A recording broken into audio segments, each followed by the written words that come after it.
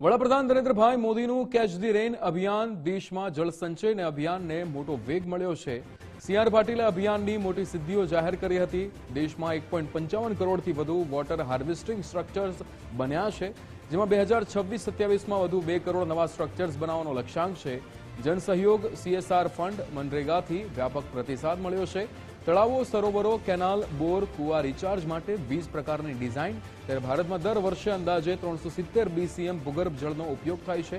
ભૂગર્ભ જળસ્તર બચાવવા rain water હાર્વેસ્ટિંગને વધુ પ્રોત્સાહન અપાશે।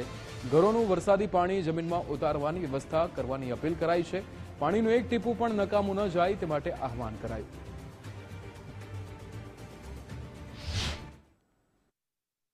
लगभग 31 મે 2026 સુધીમાં 1,55,00,000 જેટલા સ્ટ્રક્ચર બન્યા।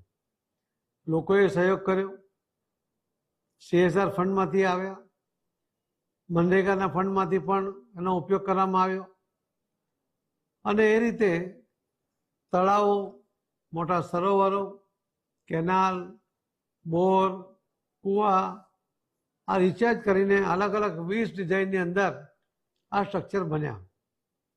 1,55,00,000 સ્ટ્રક્ચર એ ખૂબ મોટી વાત છે અને આપણે આવનારા વર્ષમાં 26-27 માટે પણ 2 કરોડ સ્ટ્રક્ચર નવા બનાવવા માટેનું આહવાન કર્યું છે। એક ટાર્ગેટ લઈને ચાલીએ છીએ।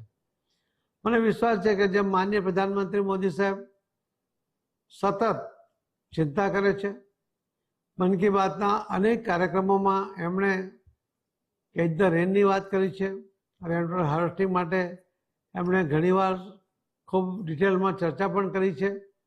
જેમણે સારા કામ કર્યા છે એનો ઉલ્લેખ પણ કર્યો છે।